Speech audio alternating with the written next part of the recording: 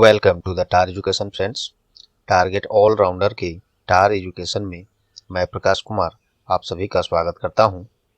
दोस्तों, आज है 23 दिसंबर 2021। देखेंगे हम लोग अब तक के सभी महत्वपूर्ण करंट अफेयर्स जो आपके आगामी सभी परीक्षाओं के लिए अति महत्वपूर्ण होंगे। साथ में देखेंगे ज़्यादा से ज़्यादा ये सभी एक्स्ट्रा फैक्ट्स जो आपको औरों से आगे रखेगा। इस क्लास का PDF आप टार एजुकेशन की वेबसाइट और इन सभी सोशल मीडिया प्लेटफॉर्म से डाउनलोड कर सकते हैं। वेबसाइट का लिंक और इन सभी सोशल मीडिया प्लेटफॉर्म का लिंक सभी डिस्क्रिप्शन बॉक्स में नीचे दिया हुआ है। क्लास यहाँ हिंदी इंग्लिश दोनों में है। देखिए, आपसे आग्रह है कि क्लास अंत तक अटेंड करें, तभी आपको इस क्लास का महत्व पता चलेगा। और क्लास परीक्षा उपयोगी लगे तो प्लीज़ वीडियो को लाइक कर दें, ज़्यादा से ज़्यादा शेयर करके टार एजुकेशन का सहयोग करें। और चैनल पर आप नए हैं या चैनल को अब तक सब्सक्राइब नहीं किए हैं तो अभी सब्सक्राइब बटन दबा दें। तो चलिए शुरू करते हैं आज का क्लास। PDF इसका आप लोग इंग्लिश या हिंदी दोनों में उपलब्ध है वेबसाइट पर, लिंक नीचे है, वहां से डाउनलोड कर लीजिएगा। पहला प्रश्न देखते हैं। पहला प्रश्न है, where has the humanitarian assistance and disaster relief HADR exercise Panex 2021 been organised recently? हाल ही में कहाँ मानवीय सहायता और आपदा राहत HADR अभ्यास पैनेक्स 21 का आयोजन किया गया है? तो ये किया गया है पुणे में, महाराष्ट्र के पुणे में बिम्स्टेक सदस्य राष्ट्रों के लिए मानवीय सहायता और आपदा राहत अभ्यास पैनेक्स 21 का आयोजन किया गया है। ये जो है मानवीय सहायता और आपदा राहत अभ्यास पैनेक्स 21 का आयोजन 20 से 22 2021 तक महाराष्ट्र के पुणे में किया जा रहा है।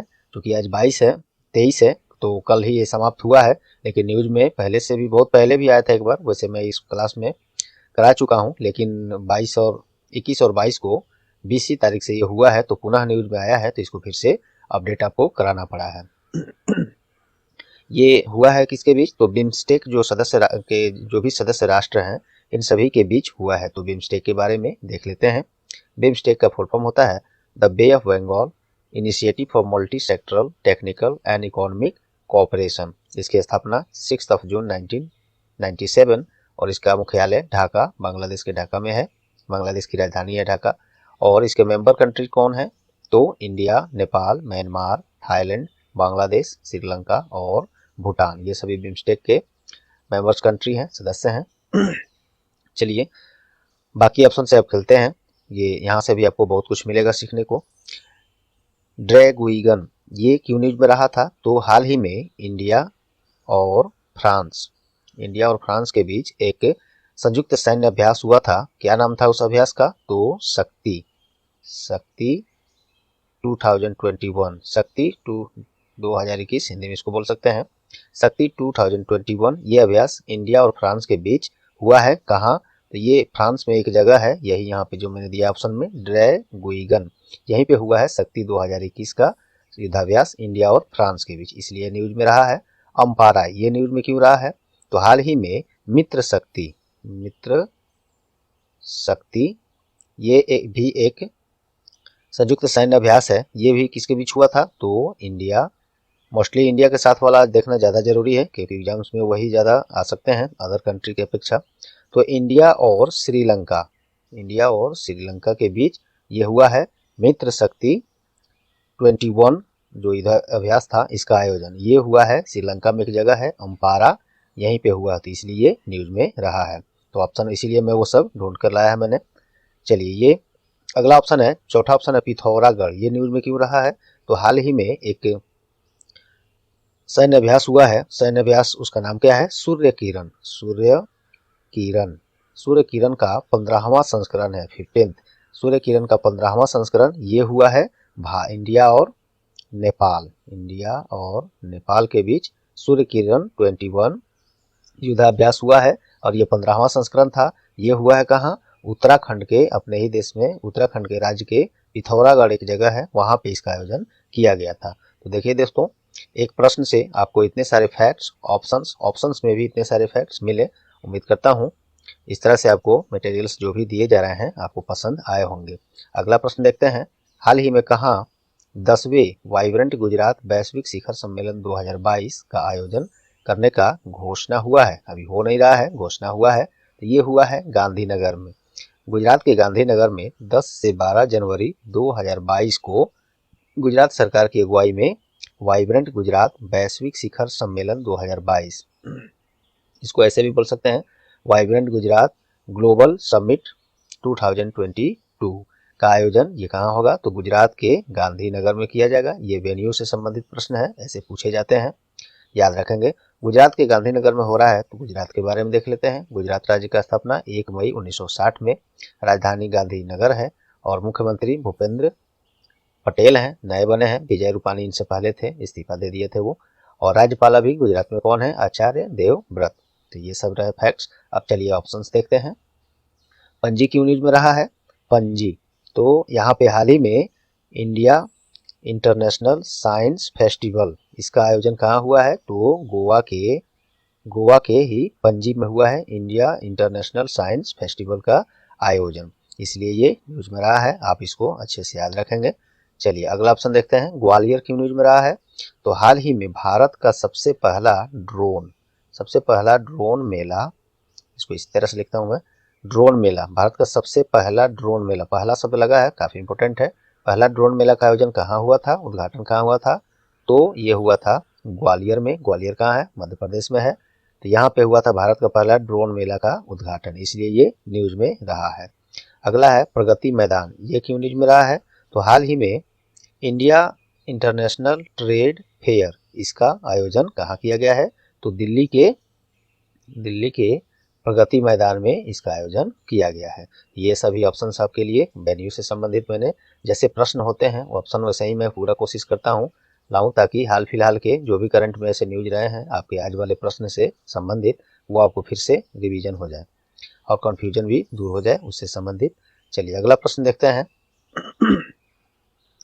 हाल ही में किस दिन राष्ट्रीय गणित दिवस मनाया गया है, तो ये मनाया गया आपको 22 दिसंबर को राष्ट्रीय गणित दिवस मनाया गया है। देखिए, महान भारतीय गणितज्ञ श्रीनिवास रामानुजन के जन्म दिवस के अवसर पर प्रत्येक वर्ष 22 दिसंबर को राष्ट्रीय गणित दिवस मनाया जाता है। और श्रीनिवास रामानुजन उन्नत गणितीय अवधारणाओं में कोई औपचारिक प्रशिक्षण न होने के बावजूद भी मात्र 12 वर्ष की उम्र में त्रिकोणमिति में महारत हासिल किए थे। और ये जो दिवस है राष्ट्रीय गणित दिवस, ये पहली बार 2012 में मनमोहन सरकार जब थे वहाँ उस समय ये इस दिवस को मनाने का फैसला लिया गया था 22 दिसंबर को राष्ट्रीय गणित दिवस। तो ये उसके बारे में कुछ एक्स्ट्रा फैक्ट होगा। चलिए बाकी ऑप्शन देखते हैं। हाल ही में ये 19 दिसंबर की न्यूज में रहा है, इस दिन क्या मनाया गया, तो गोवा मुक्ति डे ऐसे लिख देता हूँ मैं।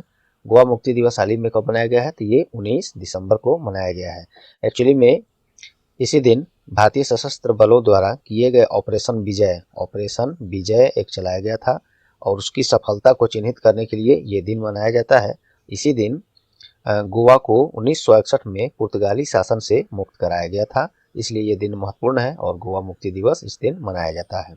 18 दिसंबर की न्यूज में रहा है, तो हाल ही में अल्पसंख्यक अधिकार दिवस अर्थात इसको लिख देता हूं मैं, माइनॉरिटीज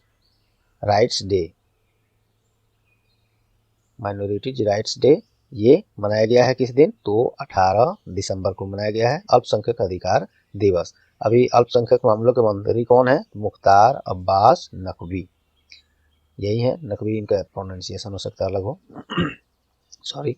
तो अभी अल्पसंख्यक मामलों के मंत्री मुख्तार अब्बास नकवी हैं।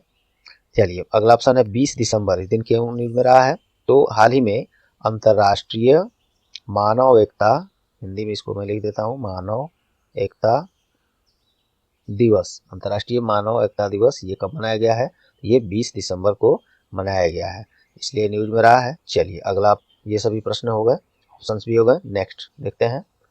हाल ही में किस राज्य सरकार ने जगन्नाथ रथ यात्रा को राज्य उत्सव का दर्जा दिया है, फिर से सुन लीजिए। हाल ही में किस राज्य सरकार ने जगन्नाथ रथ यात्रा को राज्य उत्सव का दर्जा दिया है, तो ये दिया है पंजाब सरकार ने। पंजाब के मुख्यमंत्री कौन है अभी, चरणजीत सिंह चन्नी है। उन्हीं के द्वारा भगवान कृष्ण बलराम जगन्नाथ रथ यात्रा को एक वार्षिक राज्य उत्सव के रूप में मनाने की घोषणा किया है। प्रत्येक वर्ष अब इसको मनाया जाएगा वहाँ।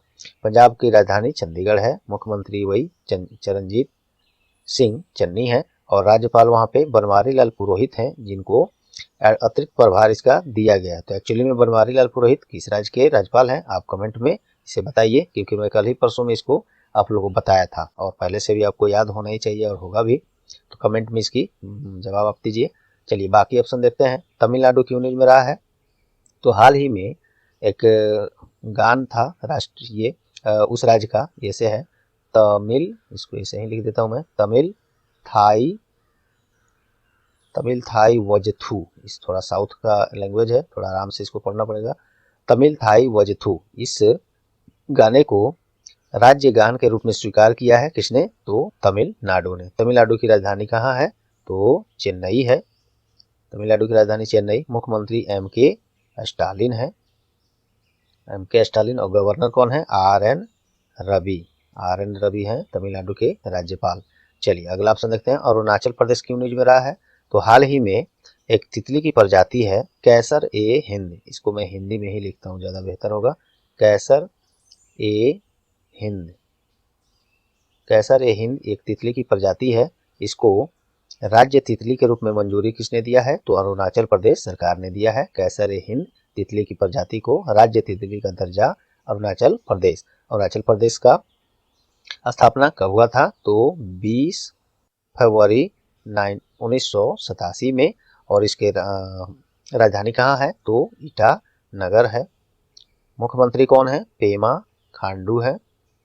और राज्यपाल कौन है, बी डी मिश्रा है वहाँ के राज्यपाल। तो ये सभी न्यूज से रहे। एक बचा सिक्किम। सिक्किम न्यूज में क्यों रहा है, तो हाल ही में एक मछली का किस्म है कॉपर महसीर, ये मछली का एक किस्म है।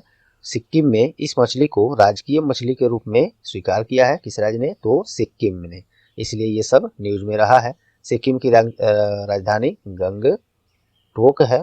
सिक्किम के मुख्यमंत्री अभी कौन है, प्रेम सिंह तमांग। और राज्यपाल कौन है, गंगा प्रसाद। ये सभी न्यूज रहे आपको एक्स्ट्रा फैक्ट और ऑप्शन से, ये सभी न्यूज आपको मिले। उम्मीद करता हूँ ये आपको पसंद आए होंगे। चलिए अगला प्रश्न देखते हैं। वित्त वर्ष 2021 में डिजिटल लेन देन में कौन सा बैंक शीर्ष स्थान प्राप्त किया है, ये किया है बैंक ऑफ बड़ौदा ने। डिजिटल लेन देन में बैंक ऑफ बड़ौदा द्वारा शीर्ष स्थान प्राप्त करने पर इलेक्ट्रॉनिक्स एवं सूचना प्रौद्योगिकी मंत्रालय द्वारा इसे पुरस्कृत किया गया है। इलेक्ट्रॉनिक्स और सूचना प्रौद्योगिकी मंत्री अभी कौन है, श्री अश्विनी वैष्णव के पास और कौन कौन से मंत्रालय हैं, क्या रेलवे का मंत्रालय भी इन्हीं के पास है, क्या मैं सही हूँ, तो इसको कमेंट में आप इसको जरूर बताएं कि हाँ रेलवे के भी मिनिस्टर है या नहीं, तो किस किस और मंत्रालय के ये मंत्रालय इनके पास है, ये बताइए। चलिए बैंक ऑफ बड़ौदा की बात हुई है तो उसके बारे में देखते हैं। स्थापना 20 जुलाई 1908 में। हेडक्वार्टर इसका गुजरात में बड़ोदरा है, वहीं पे है। और चेयरमैन हसमुख अधिया है, बहुत दिन से हसमुख अधिया इस बैंक के अभी चेयरमैन बने हुए हैं। चलिए बाकी ऑप्शन देखते हैं।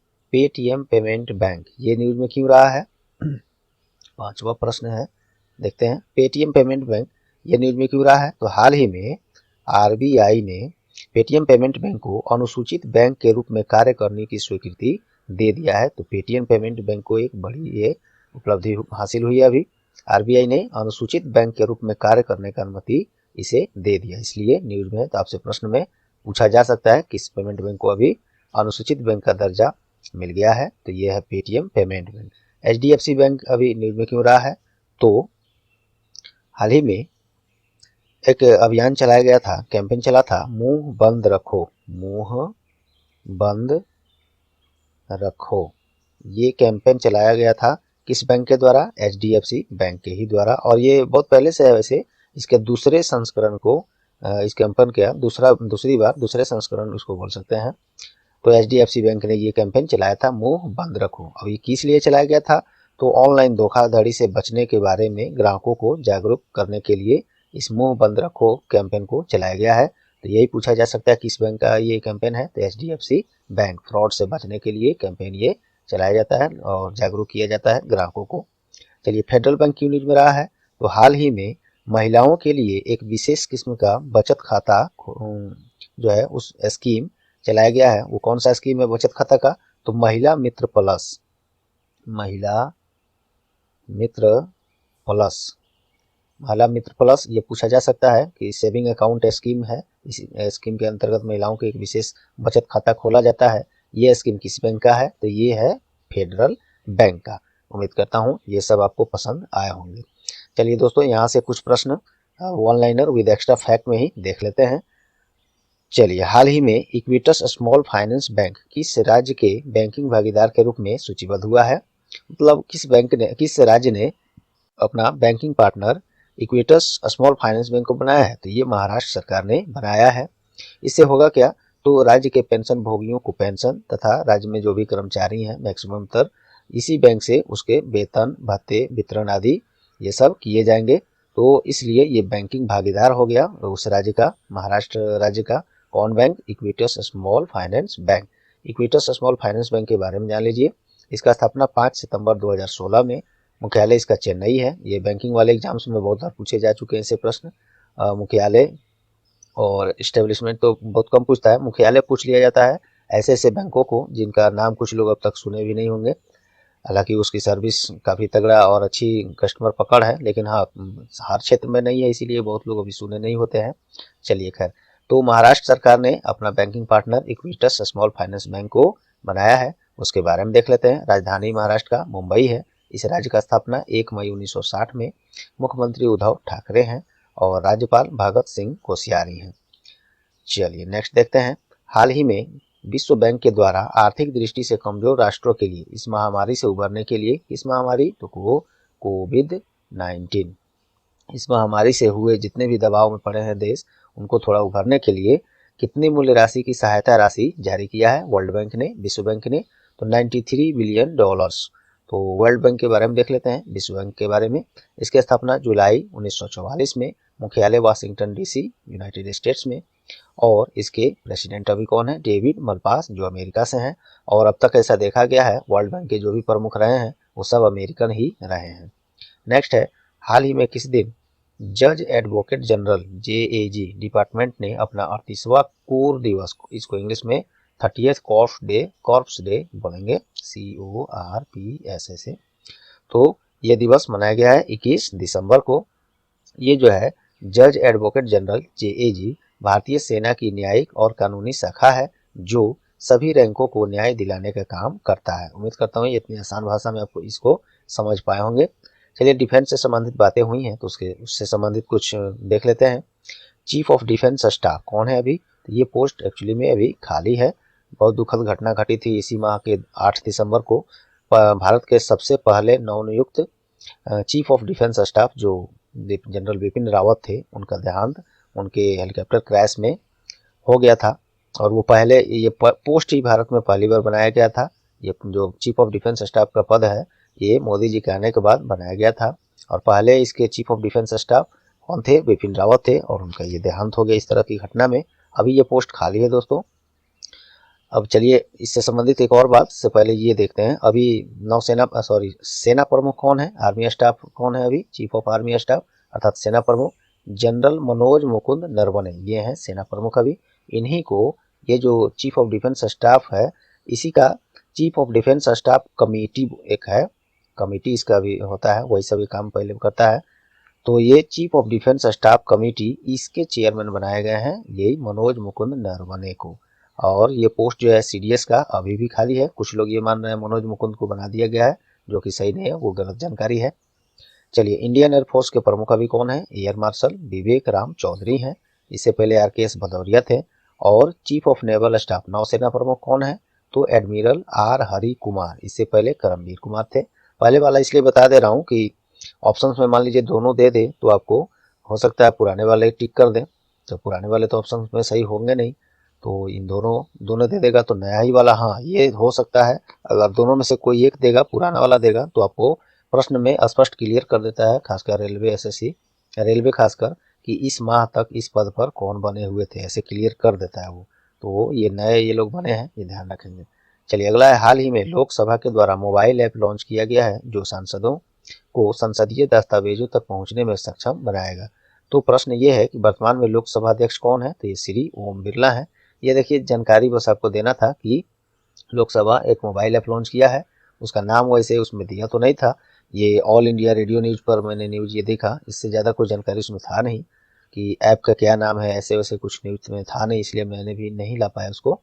तो ये मोबाइल ऐप लोकसभा में लॉन्च किया गया है। ओम बिरला ने इसकी जानकारी दी, जो लोकसभा अध्यक्ष हैं अभी। तो इस ऐप से क्या होगा, सांसद लोग जो भी उसमें अटेंड करते हैं ये हियरिंग में, बहस में, तो वे लोग मैक्सिमम दस्तावेज जो है, मैक्सिमम का जो भी उस दिन का चर्चा का विषय होगा, जवाब सवाल होगा, सभी चीज़ उनके मोबाइल ऐप में शो करेगा। तो ये एक अच्छी पहल है, इससे बहुत सारी बचत भी होती है। हाल ही में एक न्यूज़ बना था कि कौन सरकार विश्व का पहला पूर्णतः डिजिटल अपनाने वाला पेपरलेस सरकार बन गया है। तो दुबई सरकार बना था। अब ये हमको लगता है 2-3 रोज पहले की ये प्रश्न है, आपको याद होना भी चाहिए। दुबई सरकार विश्व की पहली ऐसी सरकार हो गई है जो पूर्णतः पेपरलेस वर्क कर रही है। तो अपने भारत में ये लोकसभा में मोबाइल ऐप लॉन्च हुआ है। ओम बिरला लोकसभा अध्यक्ष हैं। बाकी ओम बिरला ने ये भी जानकारी दिया कि सांसदों के साथ साथ अन्य लोग जैसे हम आप भी इस ऐप को डाउनलोड कर सकते हैं और सदन की कार्यवाही को लाइव देख सुन सकते हैं। तो ये भी एक अच्छी पहल है। चलिए, वैसे हम लोग संसद टीवी पर देखते ही हैं। हाँ, संसद टीवी से एक याद आया कि पहले जो है लोकसभा लोकसभा और राज्यसभा, ये दो टीवी चैनल डीटीएच पर हम लोग देखते थे। इन दोनों को मर्ज करके कौन सा नया चैनल बना है, आपको याद होना चाहिए, ये भी एक प्रश्न बना था। तो ये अब ये दोनों चैनल को मर्ज करके एक नया चैनल बना है संसद टीवी। दोनों को मिलाकर एक ही चैनल अब बनाया गया है, संसद टीवी। चलिए अगला प्रश्न देखते हैं। किसे चीन के लिए नए भारतीय राजदूत के रूप में नियुक्त किया है? ये प्रश्न मैं कल ही करा चुका हूँ। आज प्रश्न दोस्तों मात्र 9 प्रश्न ही इंपोर्टेंट बने थे मुझे आप लोग के एग्जाम के काबिल, तो मैं 9 को प्रश्न ही लाया था और ये 1-2 क्वेश्चन कल के क्वेश्चन से मैं आपको रिवीजन यहाँ फिर से करा दे रहा हूँ। तो चाइना में नए भारतीय राजदूत किनको नियुक्त किया गया है? तो ये किया गया है प्रदीप कुमार रावत को। चाइना में अपने नए भारतीय राजदूत नियुक्त होंगे प्रदीप कुमार रावत। इससे पहले वहाँ पे राजदूत कौन थे? चाइना में अपने भारतीय राजदूत विक्रम मिश्री थे। चाइना की राजधानी बीजिंग है। मुद्रा वहाँ पे युआन और या रेनमिनबी। जिन दोनों में फर्क क्या है? तो देखिए, अपने यहाँ जो इंडिया क्या है मुद्रा, इन भारत का मुद्रा क्या है, करेंसी क्या है? तो रुपी है। रुपया हिंदी, इंग्लिश में रुपी लिखते हैं, तो रुपया है। लेकिन आम तौर पर बोलचाल की भाषा में हम लोग कभी रुपया कभी पैसा भी बोलते हैं। रुपया की जगह कभी हम लोग पैसा भी बोलते हैं। तो पैसा तो अपनी करेंसी है नहीं, हम लोग की करेंसी इंडिया की क्या है? रुपी है या रुपया हिंदी में। पैसा हम लोग वैसे भाषा में यूज कर सकते हैं। वही बात है यहाँ पे, युआन वहाँ का करेंसी है, रेनमिन भी उसको आमतौर पर वहाँ की बोलचाल की भाषा के रूप में प्रयोग किया जाता है। यही फर्क है। तो कई बार देखा गया है ऑप्शन में युआन या रेनमिन भी कोई दे देता है, तो दोनों आपको जानना जरूरी है। प्रेसिडेंट वहाँ पे शी जिनपिंग है। चलिए नेक्स्ट प्रश्न देखते हैं। अगला प्रश्न है, हाल ही में किस राज्य में मुख्यमंत्री वायु स्वास्थ्य सेवा का शुभारंभ किया गया है? तो ये किया गया है उड़ीसा में। ये भी प्रश्न मैं कल करा चुका हूँ, ये रिपीट कर दिया हूँ आज आपको रिवीजन के तौर पर। उड़ीसा के मुख्यमंत्री श्री नवीन पटनायक के द्वारा वहाँ एक एयरपोर्ट है। आपसे ये भी प्रश्न बन सकता है कि बीजू पटनायक इंटरनेशनल एयरपोर्ट कहाँ है? तो ये उड़ीसा राज्य में है। यहीं से मुख्यमंत्री नवीन पटनायक ये योजना जो है मुख्यमंत्री वायु स्वास्थ्य सेवा योजना का नाम है, इसका शुरुआत किया है।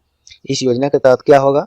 तो गंभीर बीमारियों से पीड़ित लोगों के इलाज के लिए विशेषज्ञ डॉक्टरों को डायरेक्ट वो जहाँ पे सुदूर किसी ऐसी जगह पर है जहाँ से निकल के हॉस्पिटल तक पहुँचना बहुत मुश्किल है, काफ़ी देर हो सकता है, तो वो लोग मरीज जो है हॉस्पिटल नहीं पहुँचेंगे तब तक इस योजना के तहत विशेषज्ञों की, डॉक्टरों की विशेषज्ञ टीम, डॉक्टरों का टीम दूर दराज इलाकों में डायरेक्ट फ्लाइट से, हेलीकॉप्टर से अर्थात वायु यान से ये लोग पहुंच जाएंगे और उसका इलाज करेंगे। तो ये एक बहुत बड़ी अच्छी योजना है उड़ीसा सरकार की। उड़ीसा की राजधानी भुवनेश्वर है। स्थापना 1 अप्रैल 1936 में। मुख्यमंत्री नवीन पटनायक हैं और राज्यपाल गणेशी लाल हैं। तो चलिए ये रहा। अब आप बताइए क्वेश्चन ऑफ द डे। आज का क्वेश्चन ऑफ द डे है, हाल ही में कहाँ 3 दिवसीय इंटरनेशनल हनी बी फेस्टिवल का उद्घाटन किया गया है? ये काफ़ी आसान सवाल है, कल ही मैंने कराया था। उम्मीद करूंगा आप लोग को याद होगा अभी तक और कमेंट में इसका जवाब देंगे। तो चलिए दोस्तों, पुनः मैं आप लोग से बाकी सब आग्रह क्या करूं, उम्मीद करता हूं आज का क्लास आपको परीक्षा उपयोगी लगी होंगी। यदि हाँ तो प्लीज़ वीडियो को लाइक कर दें, ज़्यादा से ज़्यादा शेयर करके टार एजुकेशन का सहयोग करें, क्योंकि आप लोग के सहयोग से ही फैमिली जब अपनी बढ़ेगी तो पढ़ाने का भी इंटरेस्ट थोड़ा बढ़ेगा और अच्छे हम लोग करने में सक्षम होंगे।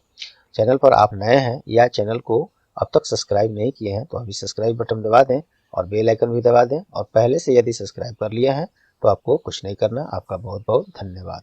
तो चलिए मिलते हैं अगले किसी महत्वपूर्ण क्लास में। तब तक के लिए good bye, all the best.